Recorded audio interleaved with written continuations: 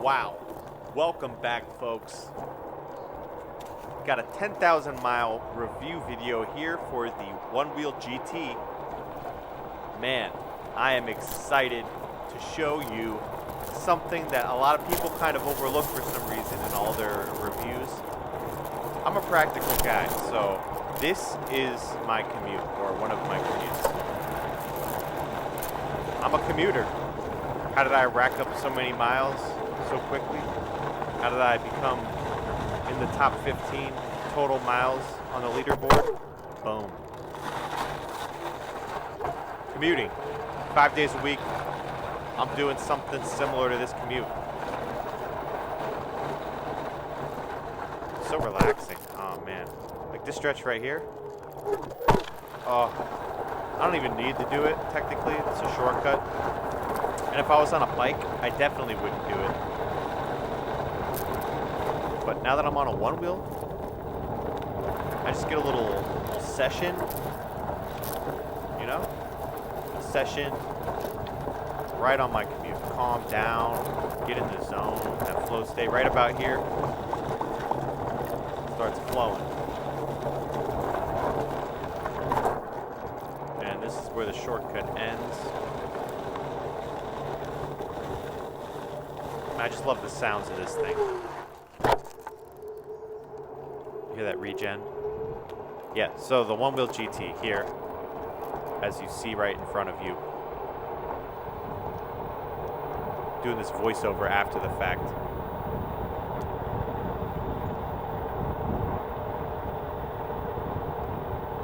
And I rarely do videos, so I'm just going to do this in one take. Let's get to it. You saw before that I took the road less traveled. I cut through the woods. And the road less traveled ain't always smooth, folks. And if you're a smooth kind of rider, if you like this kind of riding right here, we call you a pavement princess. Nope, no offense. Most people do it. And if you're a commuter here in New York City, you're going to spend most of your time doing this. And the Onewheel GT, it's got a range of around 20 to 32 miles. And the commute that I'm doing today that you're watching right now is around 8.5, 9 miles, depending how you slice it.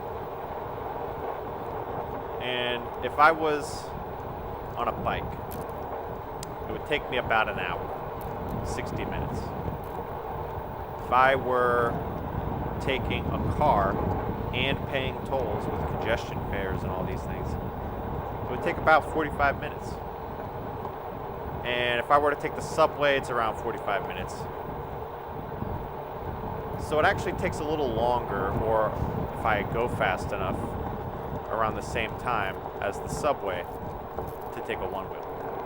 Except for when I show up after riding a one wheel, I'm calm, relaxed, in the zone, in the flow state, ready to crush it at work. Already in there, you know, get the cup of coffee, not because I need it, because I want it, and I'm crushing it. With a car, it's like, oh, I gotta find parking. Oh, how many hours are on the meter? Oh, how much is the, wow, look at that slick tire. Yeah, you can customize these bad boys. Lots of options. You got different pad options. You got different side rail options. I got the carbon fiber fender at home, but I replaced it with the hybrid fender that you see right here because of ease of access. When I'm off-roading and things get stuck, I can just pop it right on, clear the debris, pop it back on. All right, now we're hitting road. Now we're hitting asphalt. So New York City has more bicycle mileage when it comes to bike lanes on their roads than most other cities in the United States. I'm probably number one. And right here, you'll see that I kind of pick and choose where I'm riding. Because technically, I'm not a vehicle. This is a personal mobility device. This is not a toy. All right? A lot of people look at it, especially the Pints. I know they're adorable. I started on a Pint. That's what got me in the door. But they're not a toy. You can get them for your kids, but treat it like a bike. Like, is a bike a toy? Kind of. Put training wheels on it, maybe. But you could hurt yourself on a bike. So here I am, cutting through traffic. They're not honking at me, they're honking at the car, I swear. Yeah, so this is what we called a shared bike lane. The bike lane you just saw was an isolated bike lane. So this one is half in the road, plus there's construction.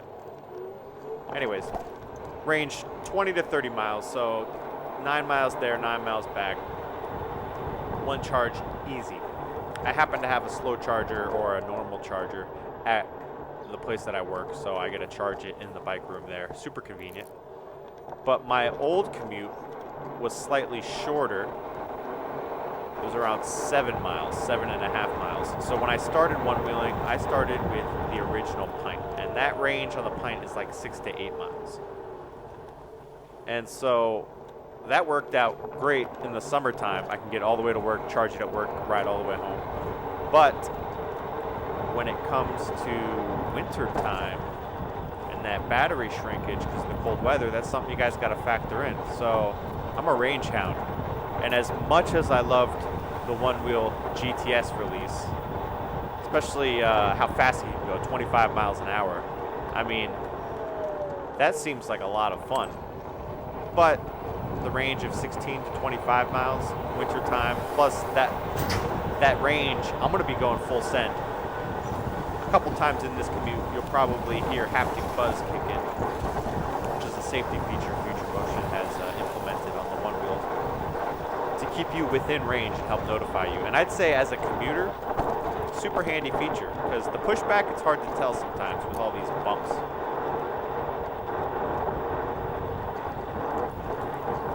10,000 miles in this bad thing, Onewheel GT, and I gotta say, one of the things that I really like about it compared to a one-wheeling is that it's low maintenance. On my bike, yeah, maybe not compared to one-wheel. On my bike, I would always have to check the tires. I'd have to have spare tires with me. I'd have to have all the tools to fix it. There are some one-wheel riders who ride with all the tools you need. Look how easy this is. I see the door shutting. I'm going to take my moment. Shared bike lane, you see it? Look how easy it is to stop. Onewheel GT, hybrid fender, slick tire, 10,000 miles. I love it. Low maintenance, high performance. I mean, if you're in the backwoods riding trails, or if you're in the city streets, you know, the Onewheel you can't beat. It's kind of funny, our local group on the weekend, they're sometimes split between hitting trails and riding streets. And since this is what I do for 5 days of the week, I'm kind of not into riding streets. I want to hit those trails. And the Onewheel scratches both the itches. A lot of times you have scooters or those skateboards, those e-skates or EUCs. EUCs can hit trails, but not so much the e-skates and not so much the scooters. Or those electric rollerblades that they have. Those things are crazy. One of my favorite things about the Onewheel, and as a commuter it's super handy, is there's no need to use your hands. It's kind of like using a Segway without the handlebars. So no remote, no problem. Slide right between cars like that. I mean, look at that. If I was on a bike and I had my hands on the steering wheel or the steering rail, I have that gap I gotta fill. Might be too narrow. This, the width of the board is all I need. I don't know the exact dimensions, but it's less than a foot. I mean, for safety protection, that's, I'd say, the second thing. Once you get used to it by riding, getting comfortable, building up all those ancillary muscles, I'd say make sure to wear safety protection. I eventually adopted the full face helmet. I started off with a regular helmet. Also had wrist guards. That's a lifesaver. And some people get knee guards and elbow guards. If you're going really fast on trails, maybe that'd be super helpful. But otherwise, not so much. I don't use them at least. I also bought ankle protectors, and I found if I'm doing trails, I'd rather have high top shoes, get a Vans skate high top shoes, a little protection around the ankle. Super handy. It takes about 30 minutes to get used to riding the board, but to get comfortable enough to do this commute this fast, I'd say it takes like, I don't know, like 500 miles. I might be exaggerating it, but if you're into snowboarding, you're going to pick it up pretty quick. Like, I'm going down a hill right now. It's hard to tell the steepness. So I'm getting a little bit of regen, actually. Oh, look at that. An e-skate. So we got a bicyclist and an e-skate. So these things cost around the same as a GT. I mean, if you get the Onser Velvar or whatever, that the board that's coming out, that's like $2,500. I mean, if you get the full price, all this fully spec'd out, that's the price of a GTS right there. So people complain about pricing. If you buy a camera, the body, and the lenses, it's like each lens is the price of a board. Yeah, I don't know much about e-skates.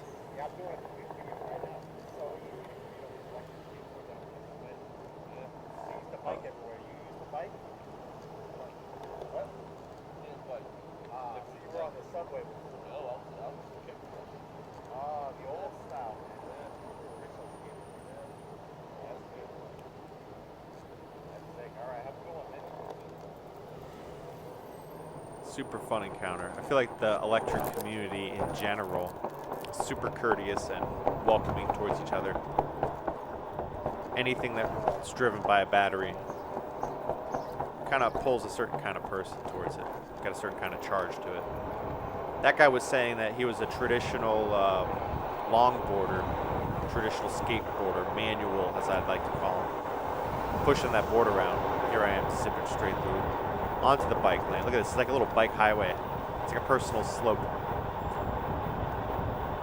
Anyways, so that guy was an e-skate rider who used to do longboarding.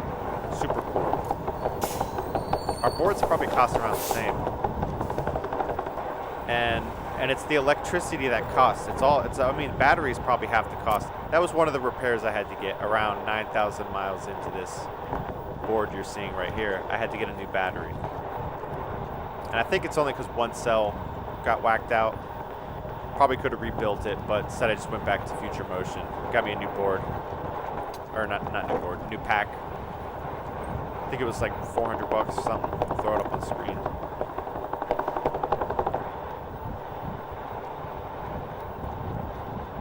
A lot of those skateboards are belt driven. And see that motor? It's inside the wheel. Battery packs on the back. You got the sensors.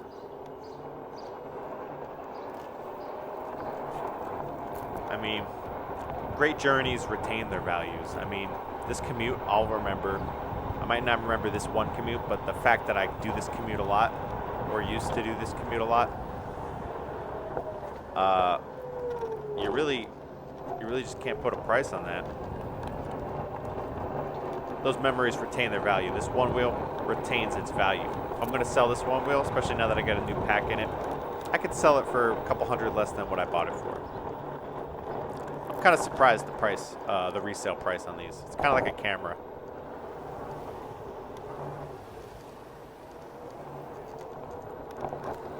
And again, on the bike, I remember the most frustrating thing is having to be somewhere early in the morning and having a tire blow on you or something. So a one wheel, especially the Onewheel GT, that big old tire, it keeps you rolling without the tolling. You know, you don't have to do the upkeep, the maintenance, the nickel and dime. It's a little pricey up front, but reliability is what you're paying for.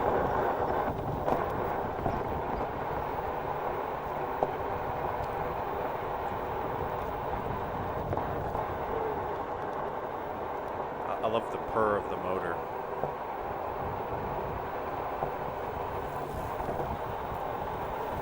Yeah, I guess murdered out is my style. I think that's the color scheme of this board. And you could really express yourself with how you color the board, or you express yourself with how you do your line. Like right here, I have an intersection coming up. Am I gonna go all the way up and stop like this biker? Nah, I'm gonna do a little to-doodle over here. Boop. Hang it out. The one wheel lets you be you. It's an enhancer. It's a force multiplier. It's a time machine. It's a productivity device. I mean, look at that. It's a little heavy. I started on the Pint. If you're interested in the Pint and you only have like a couple miles, especially if you're throwing it in the back of your car, you can save yourself on garage fees, park outside the city or on the outskirts, and then ride the one wheel in. Not bad. I remember the line that got me too, that got me into one wheeling. It was a marketing line. It said, a one wheel Pint. It's cheaper than a cell phone, or cheaper than a smartphone. I was like, oh man, that's so true. I had just bought an iPhone and it was like $1,200 or $1,300 because I wanted the camera on it to be nice. And I was like, all right, good point. I'm buying one. And it was actually this bridge. Oh, look at that. Another one-wheeler. Boom. One wheel in the wild. It's a Onewheel GT as well. Another commuter. This is actually prime time traffic too. So 8 a.m. 7:38. Yeah, so the one-wheel Pint, the original one-wheel Pint is, I believe, don't quote me on this, the only FAA compliant one-wheel. So that's the only other one-wheel I still own. Keep that in my back pocket. I love it. It was this bridge. I saw somebody on an XR. I was riding my bike, my manual bike, up this bridge. And this guy in this XR just blasted past me. And I was like, no way. I had seen him online. I had watched the Kickstarter. When I first saw him, I was like, that's goofy. Never going to get one. And then after a while, I decided to look into him online again around the time the XR had been on the market for a couple of years. See this biker looking around me.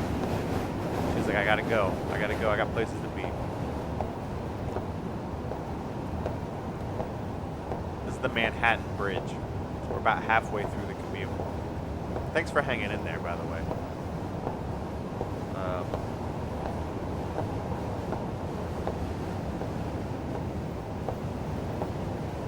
A lot of things you can do on a one wheel that you can't do on the e-skate that you saw earlier. Like the beginning part of this video where we went through the woods, you're probably not going to see as many e-skate people on the woods, on the trails in the woods. It gives you way more options. I can hop anywhere. That guy's kind of limited in his turning radius. The agility is not there. I'm not sure the range. I'm sure it's fine.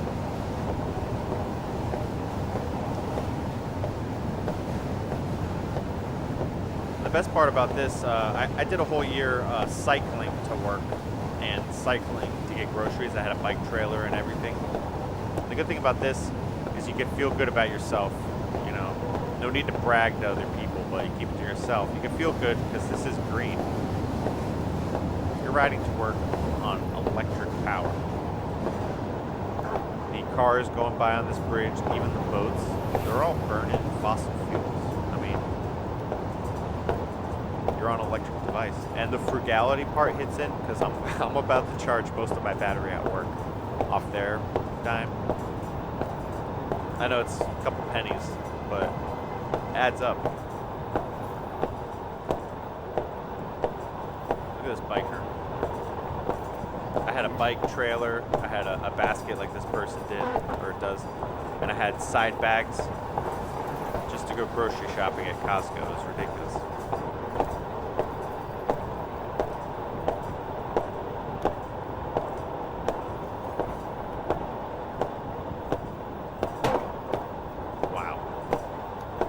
Crazy how self-balancing it is.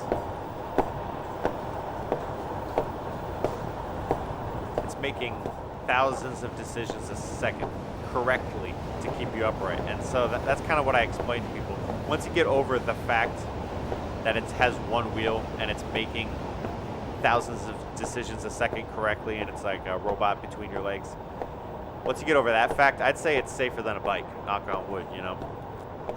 Things like this stretch coming up, I can get way smaller and not get hit. Like, look at that person all the way to the left of the lane. If someone's in there, would have got boned. And also, when I do fall, I'm not tied up. I don't have a piece of metal between my legs. I'm standing. Like, imagine you're just standing and all of a sudden you have to start running really quick. It's doable, maybe at like lower speeds. It's cool. It's got a counter. 1,640 people already. Man, that's a lot of people commuting. Being green. So now we're in Chinatown, Lower Manhattan. They're not honking at me, honking at someone else. I love Simple Stop. I had Simple Stop on for the longest time when I was commuting on my Pint, because anything I needed, if I was in an emergency, I could just lean back and I would stop right away. Super fun. And the more you practice, the better you get, the more confident you get, because once you're on a road like this, it's relatively smooth now, but once you're on a road and then you're dealing with cars, you're literally wheeling around with thousands of pounds of metal around you. Just rolling around.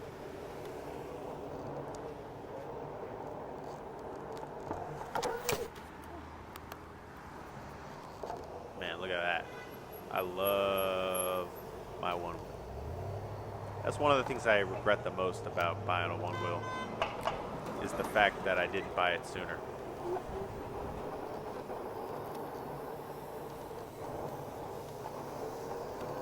$10,000 miles. I racked the miles up, so that's my main point. I know a lot of people will try to throw the dialogue in about oh well, if you want to do right to repair, or if you want to go into vesking, it's like, you know, if you want to go down that rabbit hole, that's all you. I'm into riding. I know a lot of people who are more into modding and commenting and making videos than they are about riding. Try not to be judgmental, but I mean, look at this. Like, how can you complain against this commute right here? Beautiful day. Simple Stop, lift the heel. I mean, it's not Simple Stop there, but I lift the heel. I'm easy. I'm breezy. The day's beautiful. The cool thing about this is you're riding a circle in the middle, you know? So you really can't be a square. Yeah, oddly enough, when people ride the EUC, they don't look at them as cool as they look at a person on a one wheel. A person pulls up on a one wheel and they're like, whoa, what's that? That's cool. It's like a snowboarder / dirt surfer or something. And you roll up on an EUC, they're like, yo, that's goofy, that's nerdy. Man, this right here, look at that scooter. A lot of people kind of exclude them from the E community, but those are batteries, you can't hate on them. As you can see, I'm breezing past them with the Onewheel GT.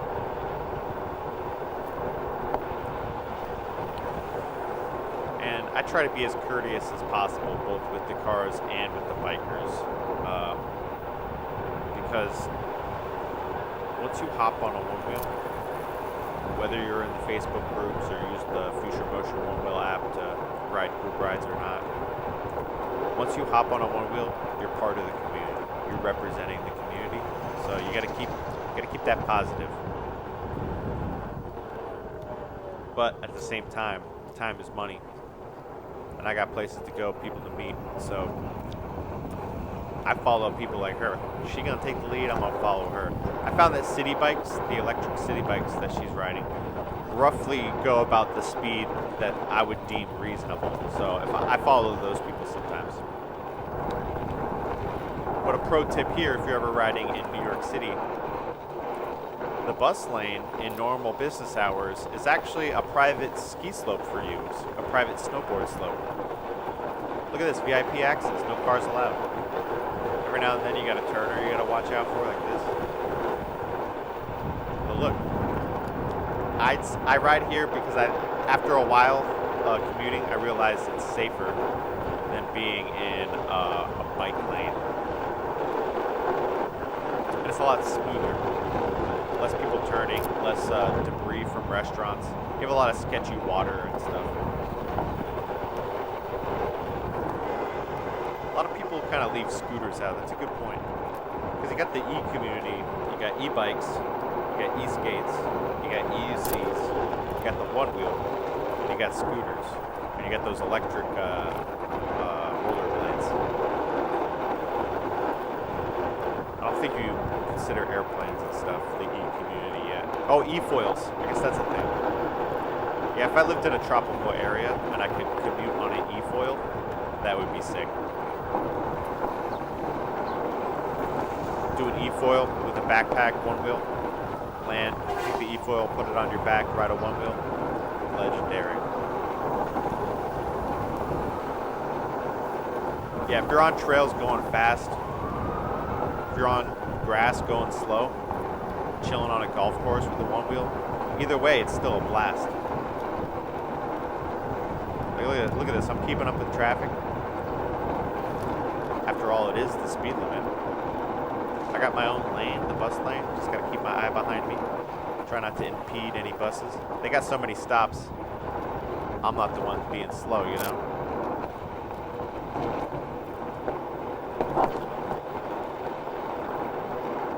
And it's really relaxing. I'd say at this point I am pretty deep in the flow state. And that's not to be understated. A lot of people say, oh, the flow state, whatever, cool. If you had a 15-minute or a 10-minute or even 30-minute session of the flow state and you show up at work, you're honed in. That edge of the sword has been sharpened.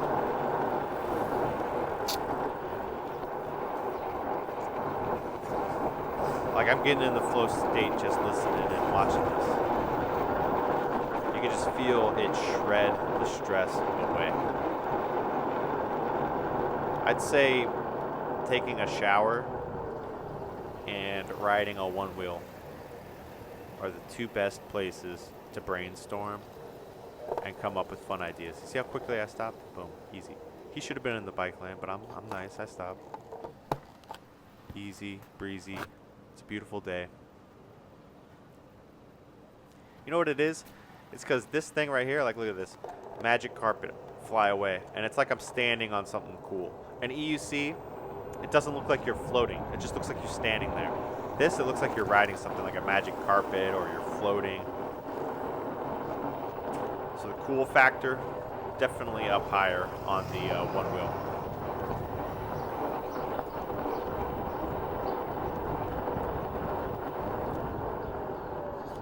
Man, I used to ride my Pint in this area, and the Pint has a smaller tire.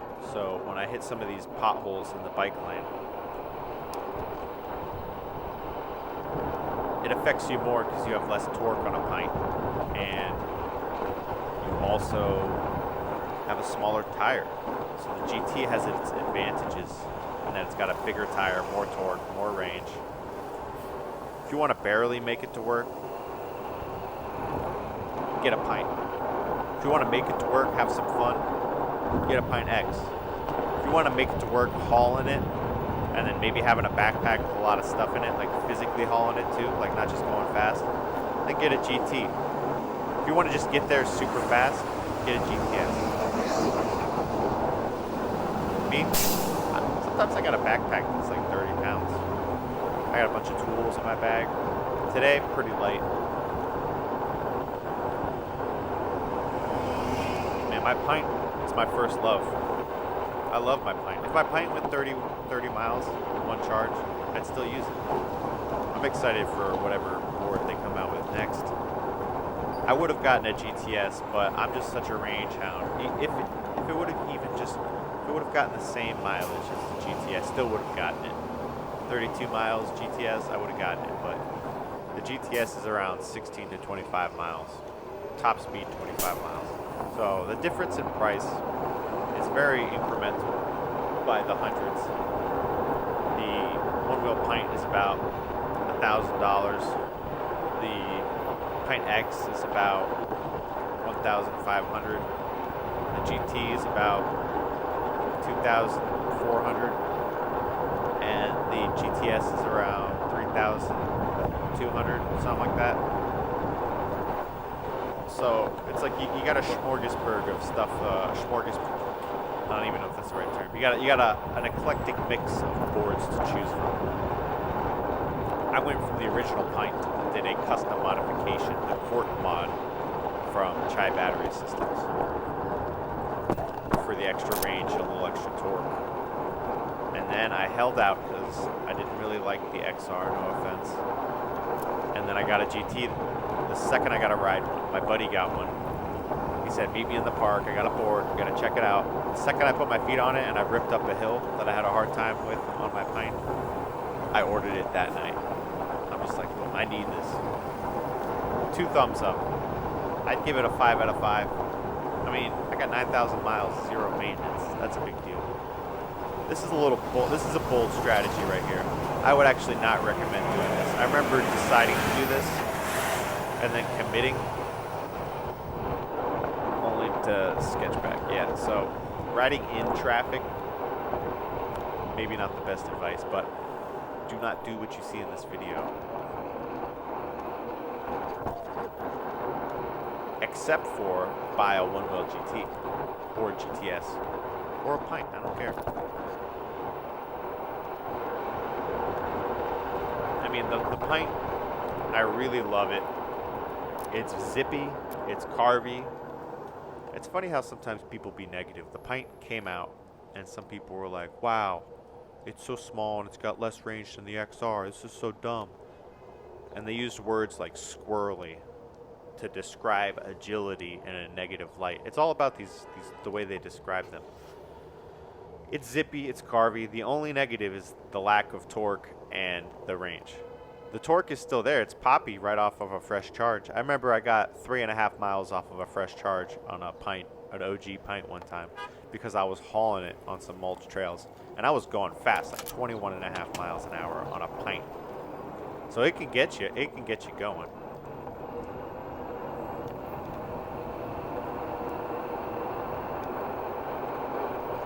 Going back in a bus lane. So this stretch, the bus lane tends to get a little busy, but I'm so narrow, I don't have to worry about it.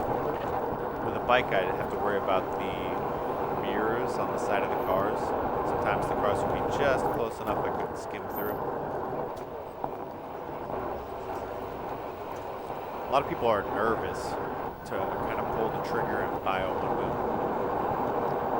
But I would say start on grass and then work your way up to a little bit of like mulch if you got it in the area, and then a little bit of trail, and then hit the asphalt. And I don't know about you, but when I first got one of these things, when I first got my Pint, I could not ride it enough. My knees were actually slightly giving out, like they were so sore, but I got knee braces so that I could ride it more. I remember I brought it to work so I could ride it during my breaks. It's crazy.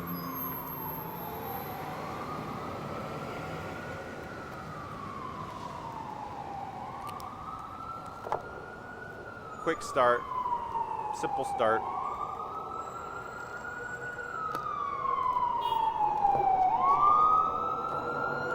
And it's loud.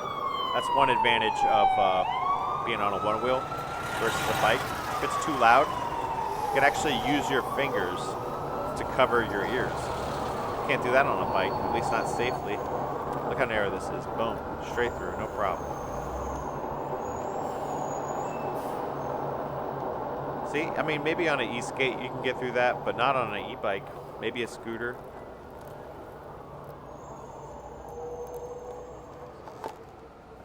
Man, look at that. Beautiful day. Look at these buildings. Yeah, so if you got an e-skate, that's around the same price as one of these things. If you got a Super 73, that's around the price of a GTS. They're all around the same price. Oh man, look at that. I'm drawing my own line. Do a little circle. I love a slick tire.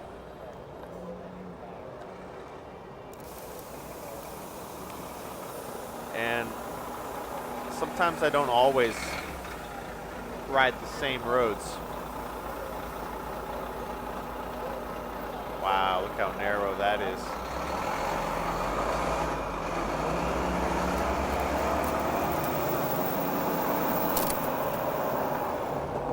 Here we go, back in the personal ski slope. Look at this guy, hold on.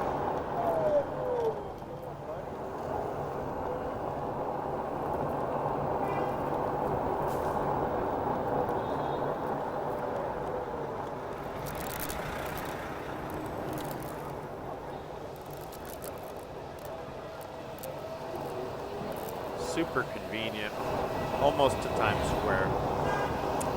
Right here, you might recognize.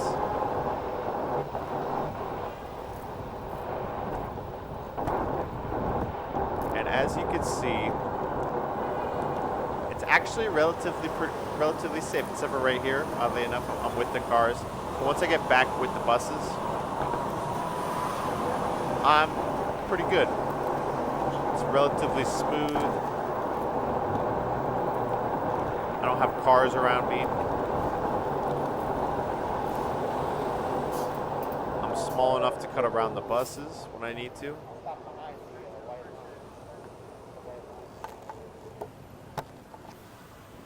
Easy.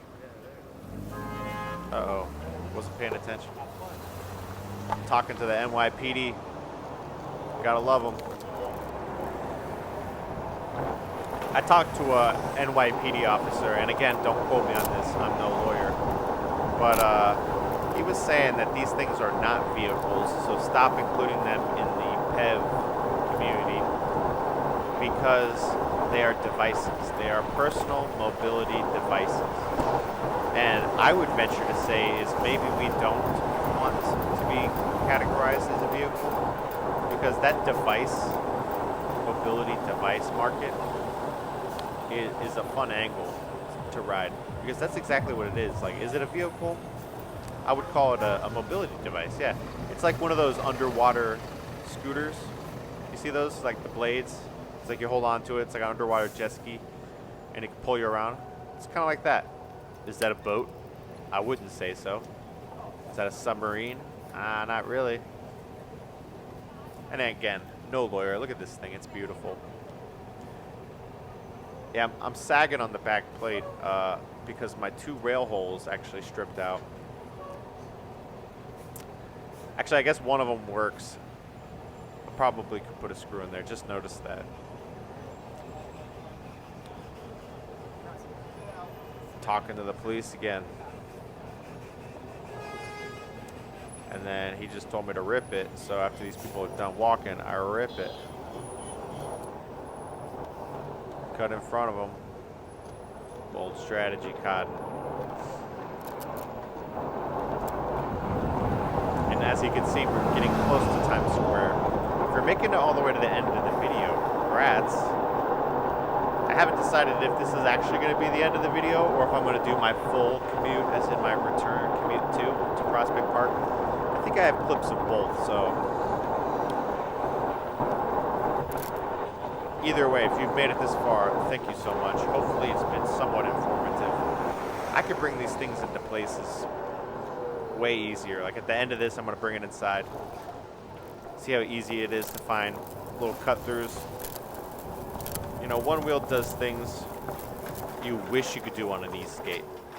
This would be a little hard to do on that. So I call these my little time machines, my productivity devices. I could show up places quicker. I could even show up, like, for example, someone taking the subway, they can't physically stop off and get something to eat quickly. If I'm on a Onewheel, I can not only show up quicker, but I could show up after stopping off at my choice of place on the way really quick because I can just pick it up, bring it inside. I don't have to lock my bike up outside. In this case, I'm actually going to go put it into a bike room. But here we are, Times Square, New York City, the core of the Big Apple. So if you're coming from here with a full charge, like say at a hotel or something, you got 30 miles on these bad things in any direction. So your only limitation really is water when it comes to the Hudson River and the East River. Find a bridge you can go over. You could do the coast of Jersey, come back to New York on one charge. You go through Brooklyn all the way into Queens, one charge. I got the GT. I can go to and from work, one charge, easy. Actually less than one charge because I keep it at 90% to help save the battery. Oh man. So here's what I wanted to show you guys. Thanks for coming to Times Square with me. Thanks for listening to me. Hopefully this was somewhat insightful, somewhat helpful. But look at this wiener. Wow, it's a big wiener.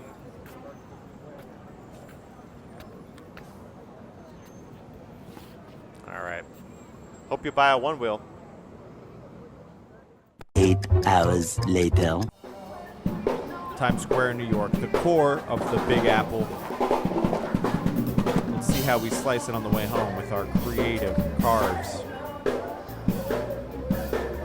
All right, anyways, this is a review video, 10,000 miles. Again, if you're watching the first half, thanks again for sticking around. I was gonna make a 30-minute video. This is probably gonna be an hour long, maybe even longer. So hopefully this is educational. Let me know if you guys even want both sides of the commute. I think this is gonna be the only video I make. How about that? Let's put it that way. It's a long one because it's the only one you got. Let's go.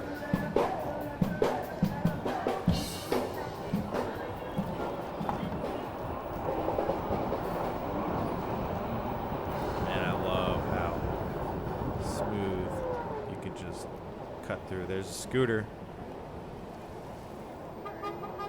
Got some people walking. One thing that the GT gives you when you're commuting is confidence. That power band, extra thick. The biggest issue here is really just avoiding hitting pedestrians. Luckily, we have these nice green lanes. We have a traditional biker. We have a scooter rider. Oh, hey, lady, green light. And I'm being pretty conservative. I could have blasted past all these people, but again, once you hop on a one wheel, you're a part of the community and you're representing the community. So don't be that dude or that girl or that person, you know?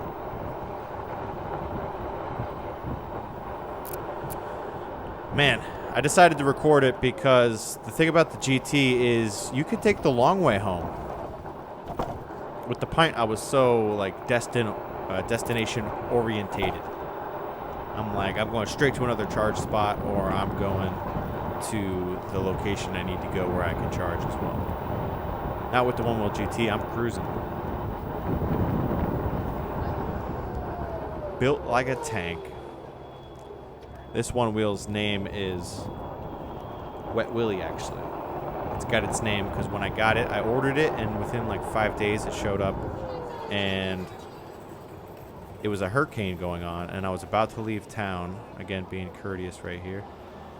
I was about to leave town, and I decided to ride it anyways. So I rode it through a hurricane, and honestly, it was quite a lot of water. So after 2 days of a lot of rain and a lot of flooding, it got its nickname, Wet Willie. And almost 10,000 miles later, still chugging along. I got to do battery pack, which I mentioned before.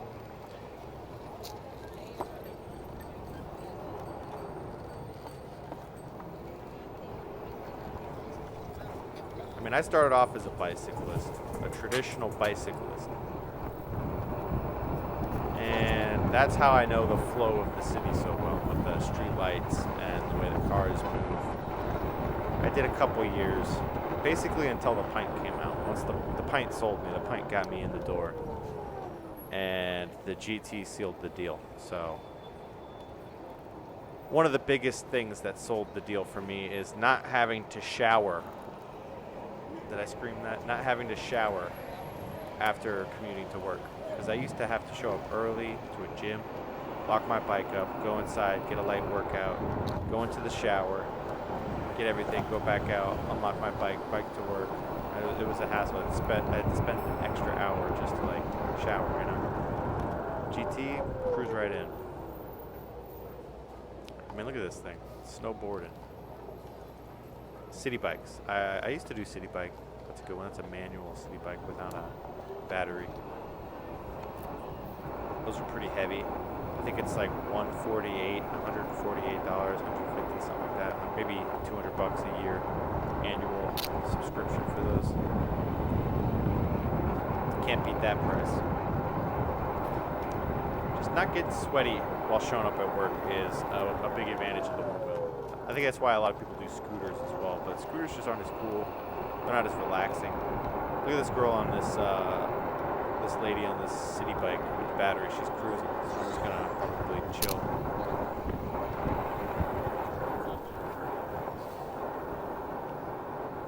Yeah, so I think city bike's another kind of gateway. A lot of people who would not traditionally ride bikes would ride a city bike. And then they get a little used to it, then they're like, oh, this saves a lot of time. The problem with city bikes is you gotta dock them, and if you're going to a place a lot of people are going, those city bikes are filled up. You gotta go to a different one and walk around, so it's not as convenient. This board, I can just pick up and carry inside. Same thing with a Pint. I mean, a Pint, that fits in a gym locker. Easy, right under the desk. Easy to carry, solid as a rock. I mean, even the Pint's built like a tank too. Every Onewheel is built like a tank, except for the XR. I mean, I personally don't like the XR, no offense. It's not waterproof. I mean, no Onewheel's waterproof technically, but it's all that fear of water in the community stems from the XR days. Right, look how nimble this is. Just like, whoop, cut right in. Yeah, I mean, you got so many Onewheels. You got a wheel for every slice of life. You know, it fits your life, fits your space. Every Onewheel has its place, you know? I have an OG Pint and a GT. A lot of people got the Pint X. Pint X is good for like going around the neighborhood, going to get groceries, short things. Definitely opens up the neighborhood. I mean, you can do that with the Pint as well. I commuted with the Pint, but the GT I think is really what you need to have a solid confidence base while commuting. It has the bigger tire. It has the extra torque, the power. I mean, look at this thing. It's ripping. It's like, and every time I commute, I kind of change it up a bit. Go down different paths. Every commute is an epic journey on a GT. And with construction, each road kind of changes.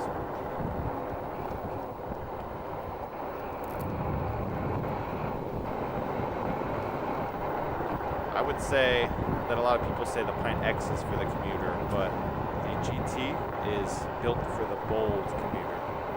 Like, look at this, I'm just going to cut on the road. Its construction is atrocious. But you can handle it with GT. Easy. Further, faster, extended range.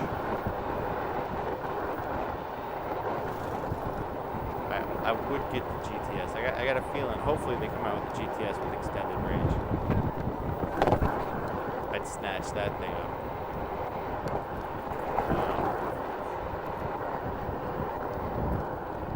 Yeah, I'm not really into tricks. So some of the people complain about the GT being heavy. And I don't remember exactly how much it weighs. I think it weighs like 35 pounds or something, which I guess you could consider substantial.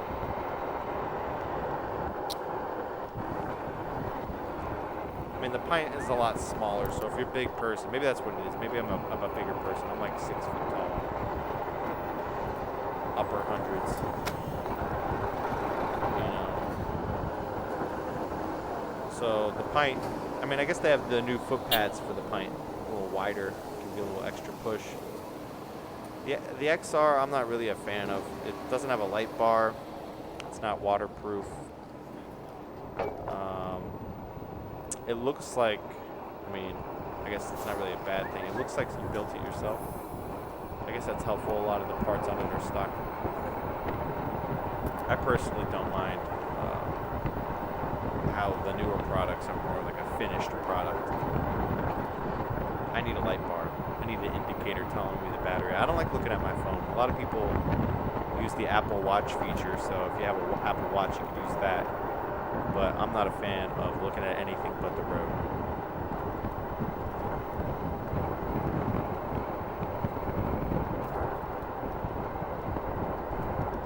Yeah, and this is not really a route I normally take right here. So I'm gonna cut down this road, which has a little bit more foot traffic, but it's also a little more direct because I want to do some trails at the end of this, so I need to save some battery. That's the cool thing. With this, you can redefine your route every ride. You got the extra range. I mean, I'm taking the long way home. I carried my board inside, and I charged it inside of a building, so no problems on that side. Very courteous here. Staying in the bike lane, keeping eyes on all the cars.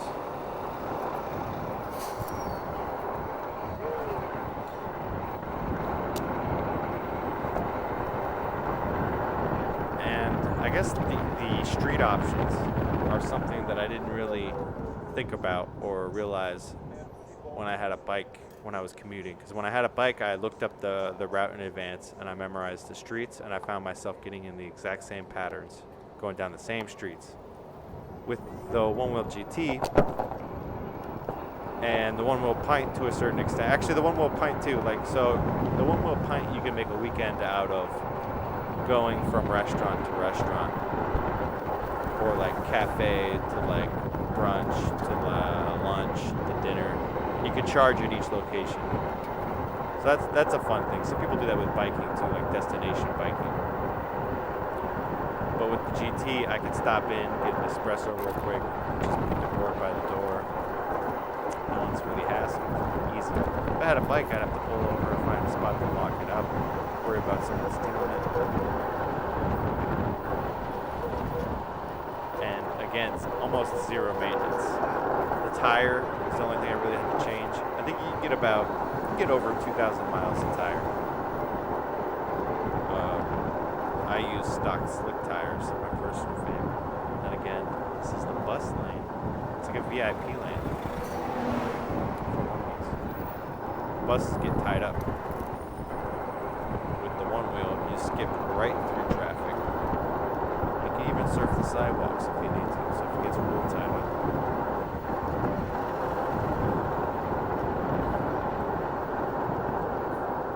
A lot of people were excited when custom shaping was released for the GT. And I'm personally, oh man, look at that. What a beauty. I'm personally not into like tweaking settings. I basically did Apex and maxed out some other things. So look, another Eastgate. And, but if you're into tweaking, you got custom shaping on basically every board. You know, tweak your ride with one tap, a couple taps. Customize what you want. And it's pretty intuitive. It's not, see how nimble that is?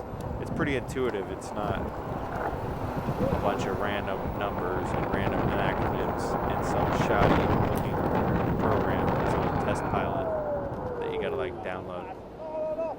Oh, here it is. I forgot about this. I dropped my glasses and the cop ran it over. That's unfortunate. I had it clipped to my shirt.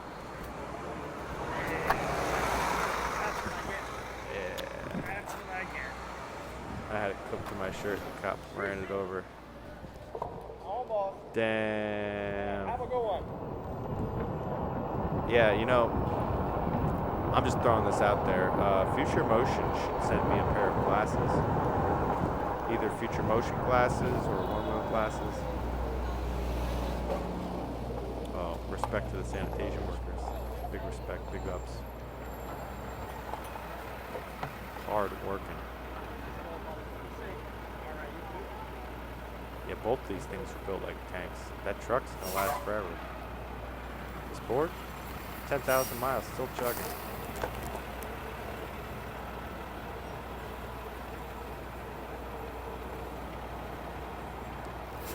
Yeah, I kind of really like the stock foot pads on here. They're the concave foot pads. On the Pint, I had the regular, and then I bought the Push Nug High or whatever. Actually, it wasn't. I forget what it was. It was like a concave back foot pad for my Pint. And when I saw the GT had concave front and back, I was like, boom, sign me up. I'm in. And it feels great. It really locks you in, especially when these bumps pop up, or when you're on a trail. Helps you carve, get that agility maximized.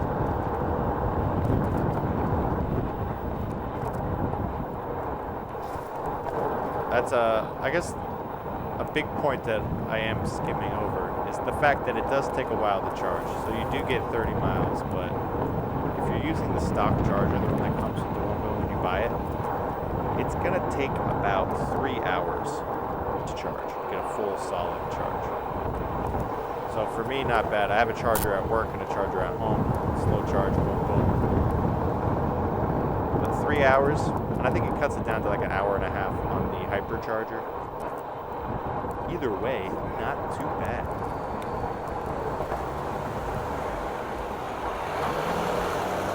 And again, I'm riding in the road, pretty aggressively commuting.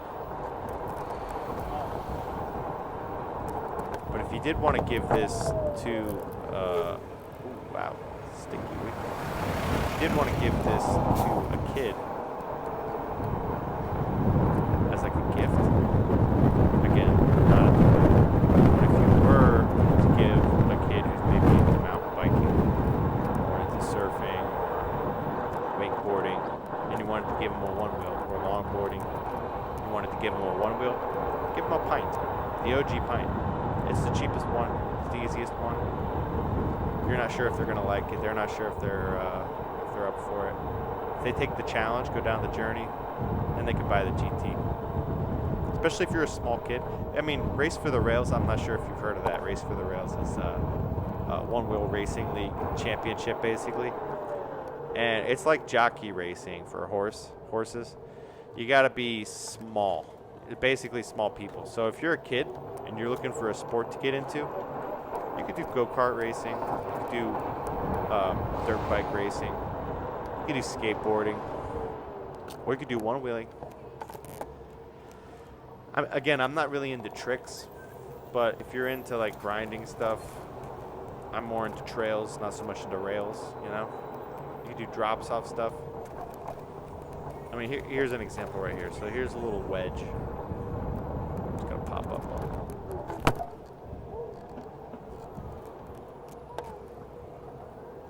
Easy, breezy, beautiful. That's right. Heads up, ladies. Ooh, hey, see how quickly I can stop? Wow, that's a close situation. I should have been a little more conservative, got slower, but thankfully it all worked out. And so I'm taking a different path home, taking the long way home, going over the Brooklyn Bridge, very iconic. And again, if you were in a car, you'd probably be going through the tunnel, paying extra to drive, spend money on gas to go through the tunnel. If you're in the subway, you could actually get a good view on the subway going over the bridge, or you might go through the tunnel after paying money. It's like $2.75, take the subway or something like that. But check this out. I get the fresh air.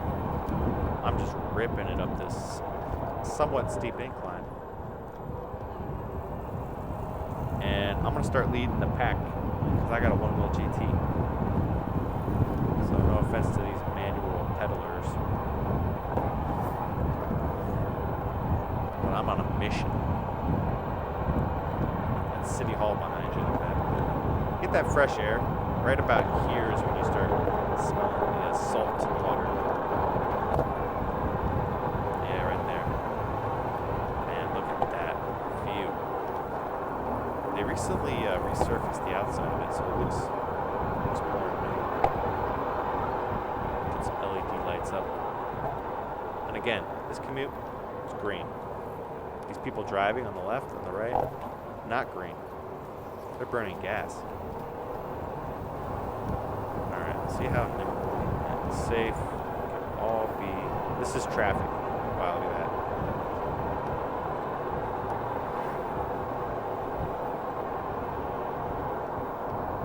Change your day one wheel at a time. That's what I like about commuting on one wheel. I had like three different bridges I could have taken, 3 different paths, or I could have taken the ferry, could have taken the subway, could have driven, could have taken an Uber. So many options, and I chose this one because it's fun. Hey, Scooter. I enjoy it the most. I mean, look at that view. Fun fact, this is a new bike path that's on one of the roads that the cars drive on, and it used to be on top where the pedestrians are. But recently, they changed the direction going into Manhattan. One of those lanes is now a bike path. Look at this battery-powered city bike cruising behind me. So I'm going to pass this slow city biker. He's got some packages. See, I got hands-free. If I wanted to carry that package, I could do it too. He's got a little thing.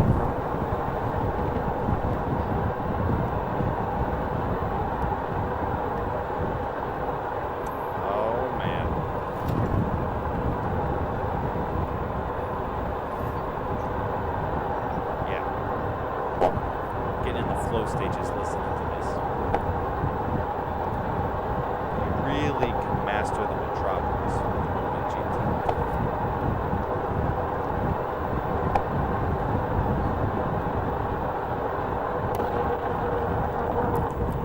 I could have gone there and back one commute on one charge, but instead I got a full charge at work, so I still got 30 miles. I mean, this is only an 8-mile commute back to Prospect Park.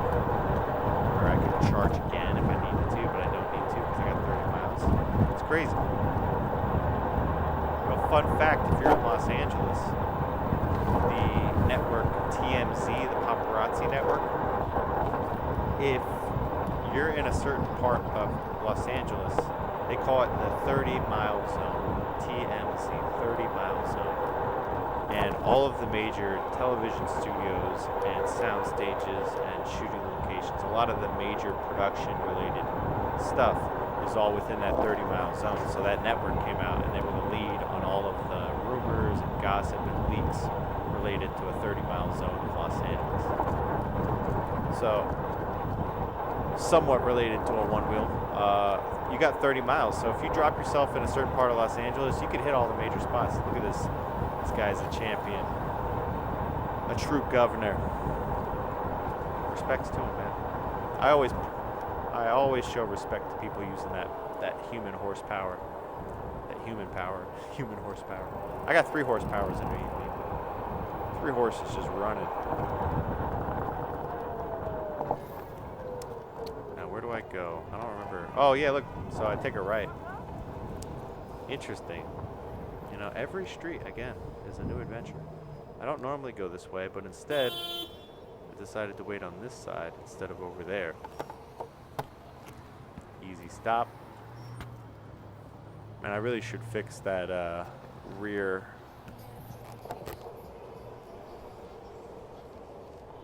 Wow, look it up. There can only be one wheel. There can only be one wheel. There it is. Experience true freedom with the one wheel. It feels like I'm a bird right now, just flying through the streets. And again, I'm in a bike lane, so I got my place. I'm not trying to overstretch anything, you know.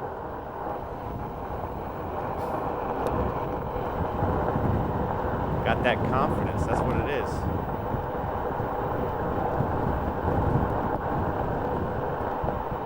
Not Not exactly wearing the best shoes for this,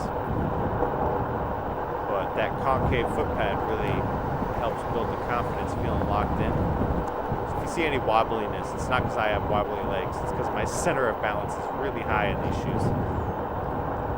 But I had other things I had to do today. Ooh, got it wet.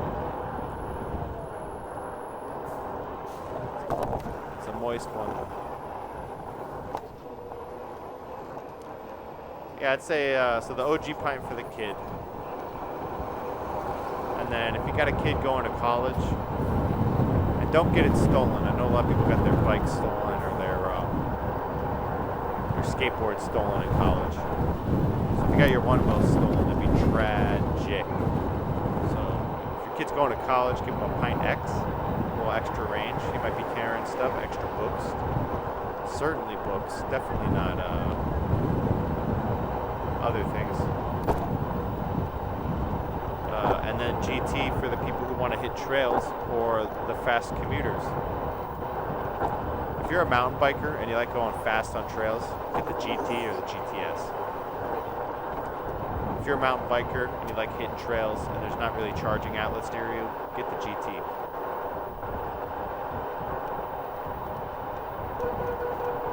You hear that? That's haptic buzz hitting it. And it leans back a little bit. That's just because I got some fresh asphalt and I wanted to go full send. Now it lowers down. It's like, yeah, there it goes. So I kind of like the vibration. It lets me know, because before it was like a beep and then an app notification, and I don't like looking at my phone. So that haptic, I'm feeling the buzz on that. It's nice. And again, I could use my fingers to cover my ears.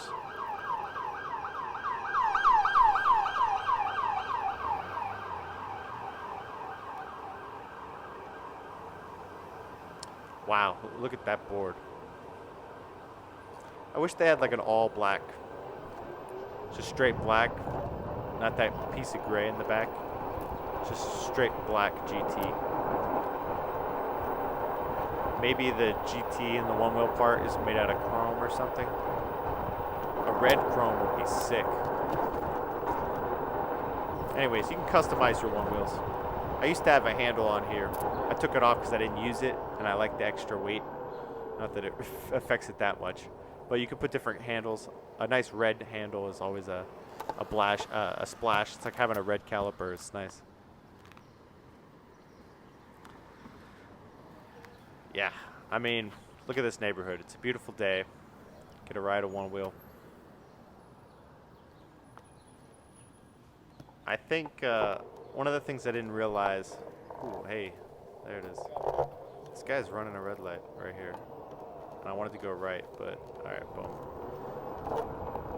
One of the things I didn't realize until I owned a one wheel is how varied the neighborhoods in this city are. Because when I go to certain destinations, before it was kind of in and out, very destination oriented. And a one wheel commute is more journey oriented, especially if you have the extra time. I could stop right now at a coffee shop, or when I go through a neighborhood, I smell things like the taco stands or the Italian pizza. I got that buzz again. So I'm full sending it. And again, the speed limit in New York is now 20 miles an hour in most parts. 25. So I'm going the speed limit. That buzz is hitting around what the speed limit is. Super convenient, in my opinion. I mean, every one wheel has its place. You could do this same commute on a Pint X. It'd be slower, and you might not have as much juice at the end of it, but you can do it. Well, look how I'm just hauling it. I love how big the tire is. Now I'm just whipping the sidewalk.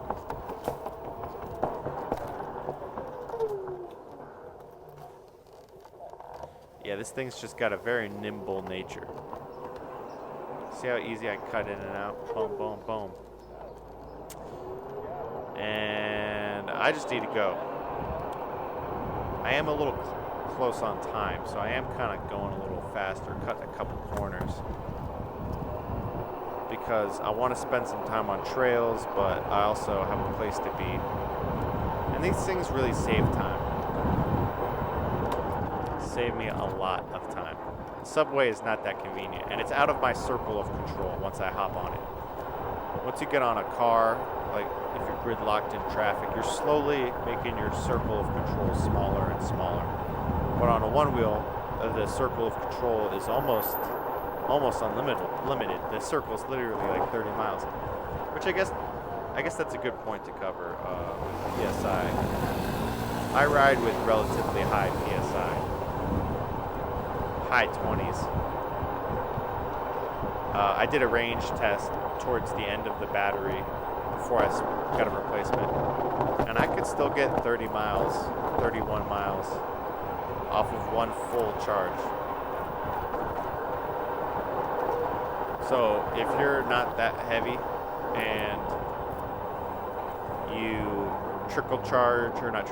you stock charge your board. Oh, see, look at her. She's got a problem with the handlebars. She's nervous. But if she had a one wheel, maybe. Anyways, can't win them all. Wow, look how smooth this is. And you got your own little bike lane. See those lines? So technically, cars aren't supposed to be there. The guy's going the wrong way, too. Alright, I'm just going to buzz right past her. See you later, lady.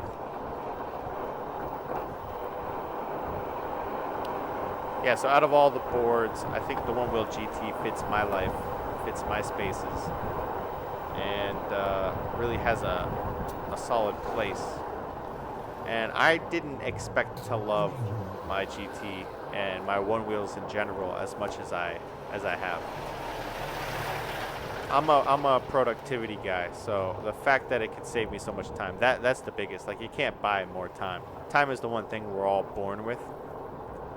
And I'd rather spend it one-wheeling or riding a bike than sitting in a car if I'm in a city like this. So as somebody who technically doesn't own a car in the city, I think a Onewheel GT is the best option.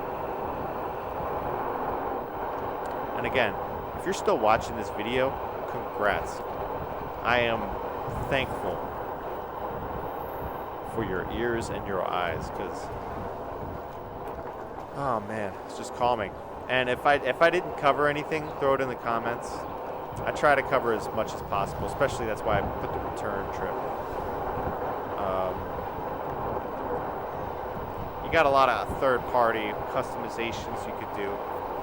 Don't really know too much about them, but you got tires, you got rails, you got light options, you got foot pad options, you got side rail options. You got a lot of options. In fact, if you talked about combination options, I would say it's almost endless. I personally like the stock slick. I'm tempted to get another slick, but I want something that's super gummy. Alright, now look at this. Just passing through traffic. All these people sitting in cars.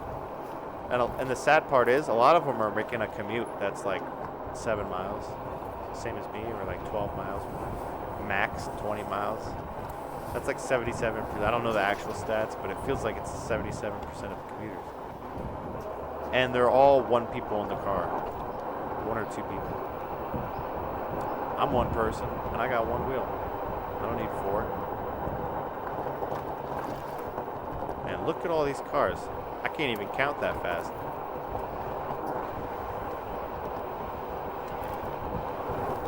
Yeah, and this is actually uphill as well. It's hard to tell. Maybe if you look on the right at the buildings. It's uphill, so I'm busting uphill. Passing all these cars. About to hit this light perfectly, or do I stop? Oh man, look at that. Stylish. Wow.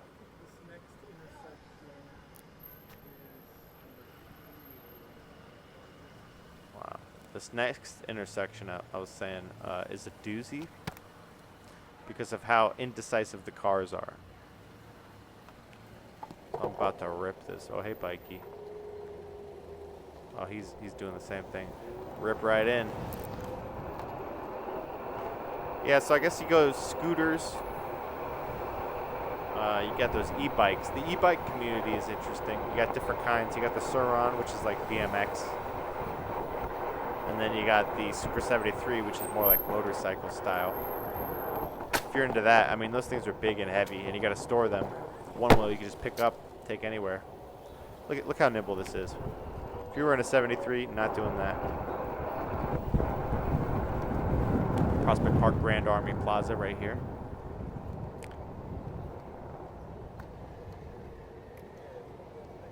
This is a center point for a lot of commuters. I think it's a focal point of 3 different bike paths, and it all connects to the top of the park. So got a lot of walkers, got a lot of bikers too. 2 main artery roads. So I'm just gonna chill here. Time it perfectly and zip right in the park. Yeah, I mean, doesn't get better than this. Beautiful day. Basically full charge. I probably got 50% battery, maybe 60. I don't know. I get the warning closer to home. So once I hit the park, I still have like 15, 20 minutes to ride. But the park, I just love hitting the trails. So I'm gonna do a little bit of the trails here today. Which is something I should have mentioned in the beginning, because if you're still watching this, congrats to you. You're in for a treat. We're hitting some trails. Because again, it's not just about distance. It's about having fun. So as a commuter, it's the end of the day. I get myself a little dirty if anything crazy happens. I'm gonna hit some trails. Get a quick little session, you know? Wow, look at that scooter guy cruising.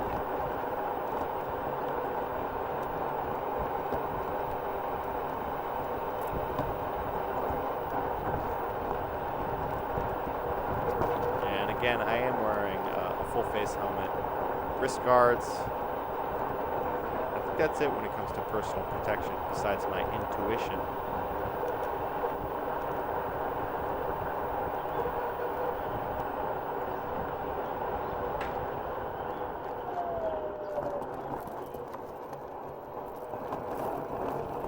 Wow. Here it comes.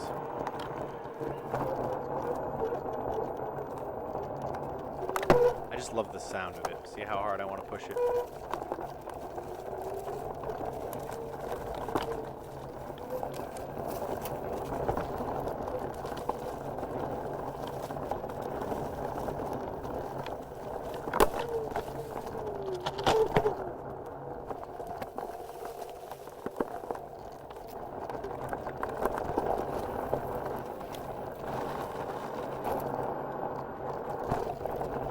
Sliding right through. If I was a dirt bike or bicyclist, like a mountain biker, couldn't have gotten through that.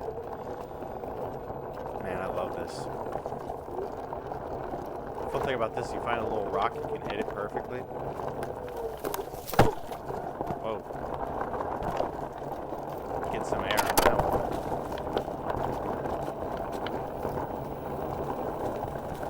I think I go faster off-road. Yeah. Hey, there it is. That last part was uphill too, so I was hauling ass uphill. Kind of crazy, huh?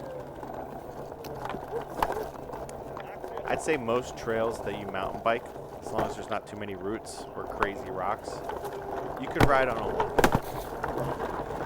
Just check the rules and regulations of the park. If you see a path like this, easy. You crush this like a king or queen. GTs for trails and commuters. You watch Race for the Rails. They're red GTs or GTSs. This park is great for learning a Onewheel. I mean, Kyle Hansen actually, Race for the Rail winner, has ridden in this park before. said it was a great place to learn. Hope I'm quoting him right. Because it has different varying levels of difficulty. One thing it doesn't have is a very, very, very steep downhill. We don't have a double black diamond. At least that we haven't found yet. I'm sure if we dug a little deeper, we could find one.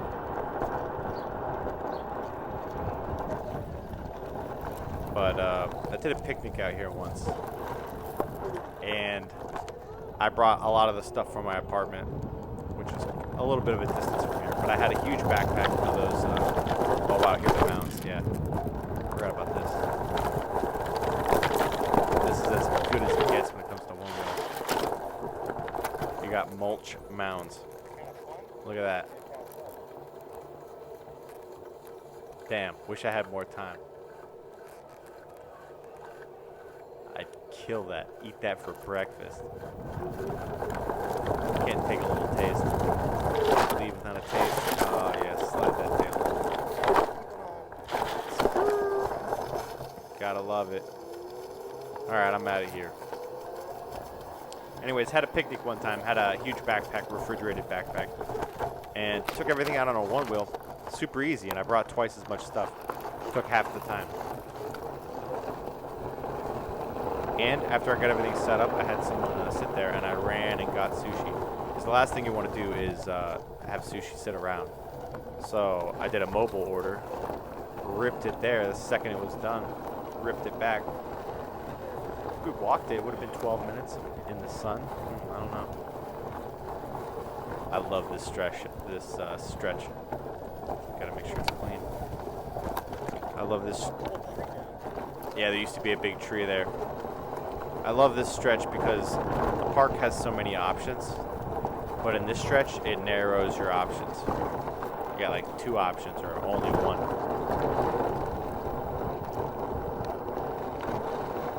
And one thing I'm noticing now that I didn't notice before is that I'm leaving a lot of dust. So I feel bad for those people.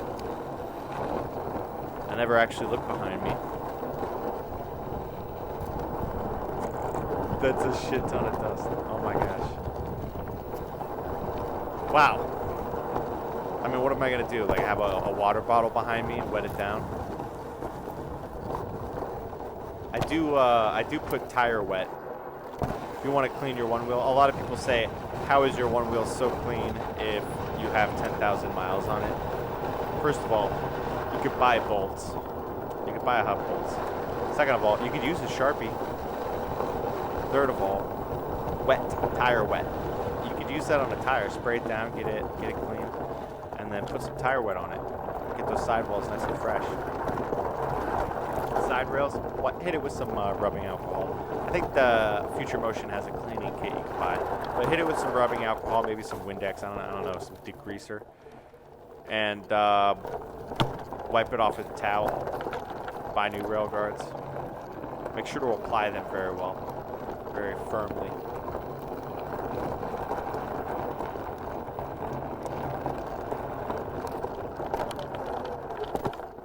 Wow, this surface is great. It's like decades of just decaying mulch. So it's super soft. That's the thing about a one wheel. Like this park, I had been in on a bike. I was riding these trails on a bike.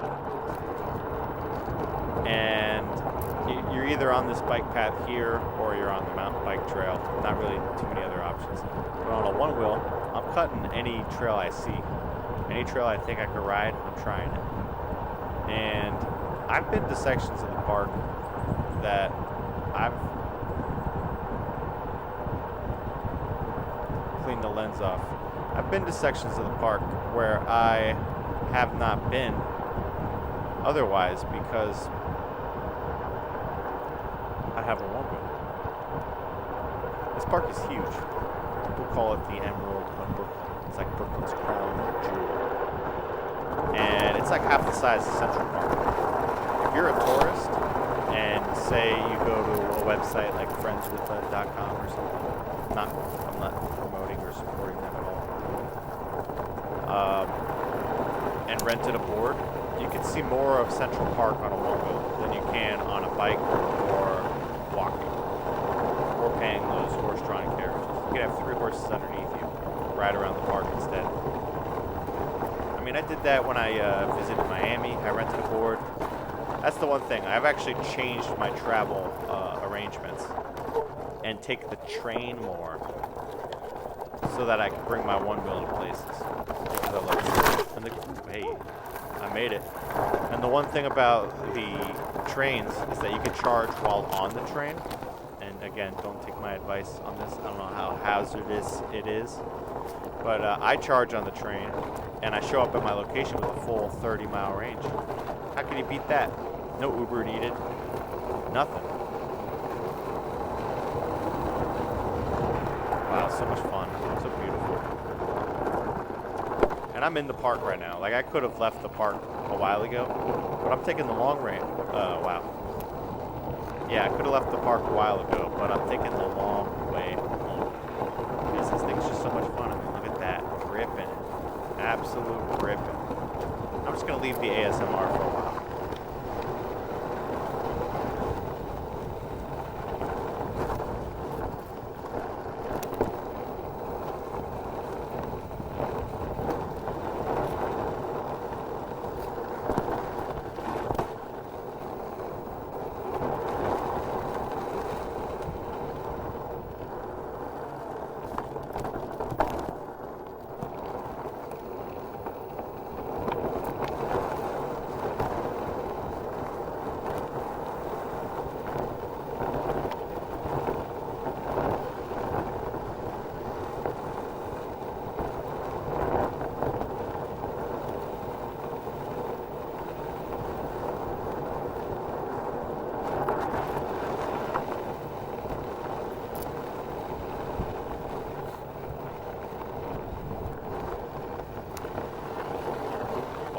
I mean, look at that.